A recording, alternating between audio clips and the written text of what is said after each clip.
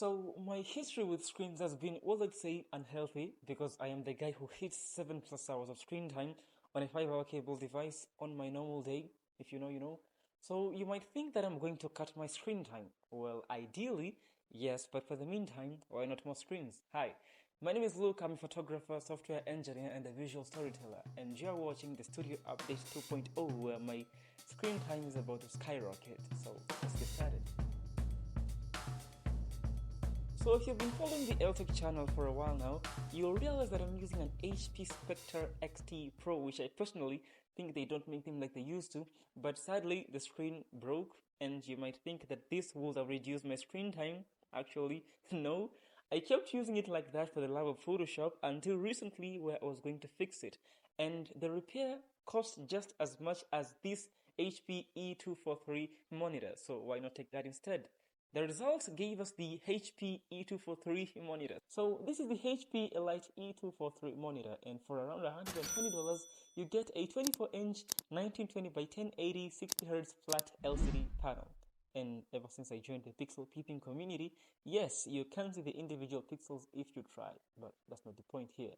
Back to what you get out of the box, or in my case, the wrap, because I didn't get the full setup which came with its own CPU. Dealers, you get one if not two things. First, you get the stand, and second, you get the power cable. So, no VGA, no HDMI, no Ethernet, no cables, no nothing. Just the stand and the power cable. So, can we say this is a premium budget? Can we? Anyway, the ports are plenty, but you'll need some extra muscle to reach the HDMI VGA connectors, or just some extra brains to rotate the portrait orientation, which we'll get to back later. But the connection itself is really simple. It's a plug and play situation. So plug the power cable into the mains, into the display, and plug the HDMI or VGA or anything you use to get the display signal from the monitor to the PC or to the CPU, and you're good to go. But this does not mean that the HP Elite cannot be configured in any way. It can with these combinations of buttons. So you have the power button, the custom button, which I call them because the display already tells you what they do. But after using it for 5 minutes or just 2 seconds of setting up the contrast, the sharpness, and the tint of the display, you pretty much won't remember they exist in the first place. So yeah, back to the stand that I was given while getting this monitor, it can make the display be in 3 if not 4 positions at any time t. So you have the y-axis movement, the up-down movement, the rotational left-right axial movement, where you can truly test the viewing angles of your display, which will start as a grid to begin with, and the orientational landscape portrait movement, where you can turn your productivity machine to a TikTok giant and nothing else. And I'm literally remembering this right now, but you have the tilt forward and tilt backward movement. So yeah, I think those movements are plenty, though if you want to truly turn this into a truly productive, I suggest you get the arm, which you can make really unimaginable movement from just the display.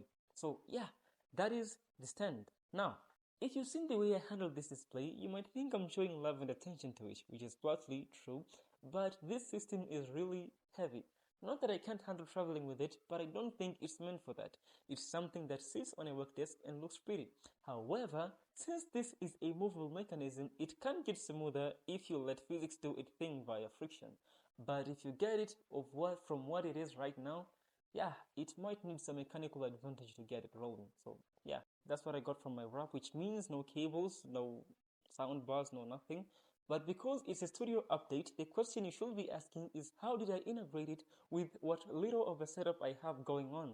So to answer that, the heart of this entire setup is still carried by the HP Spectre XT Pro, which I already made a very biased review of, but for reference, it's an Intel Core i5 3rd generation with Intel's UHD 4000 graphics, which is not supported by most apps I use like Adobe Photoshop, Lightroom, and even CapCut. But that does not mean that it struggles on those apps, well, unless I'm designing a 10-pin banner, which it goes on streaming mode. But because it still has a broken screen, the HP is my main screen, which is better than the 1320 by 1280 screen on board the Spectre.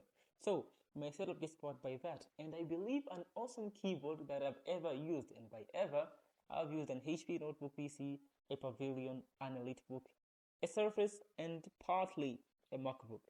They all have their pros and cons, but I always come back to this Spectre keyboard. The speakers for this setup are from this really basic Musile or Musil or whatever you pronounce it Bluetooth speaker, which gets the media part done. But when I'm editing in like CapCut, I use my personal wired earphones and I'm able to produce something like this. So the wired earphones are the MVP of this entire setup. Plus, I'm almost forgetting, at night I turn on this light mainly for two things. A is for eye fatigue, doctors, you know. Secondly, it's purely for the aesthetics. So, what do you know? A setup is born. Now, I will have affiliate links down the description for the entirety of the products that I mentioned in this video, which you can go check out for yourself. But I must say that I liked how this setup came to be, and I must say that I'm amongst the few people who have been really blessed to have this much screens.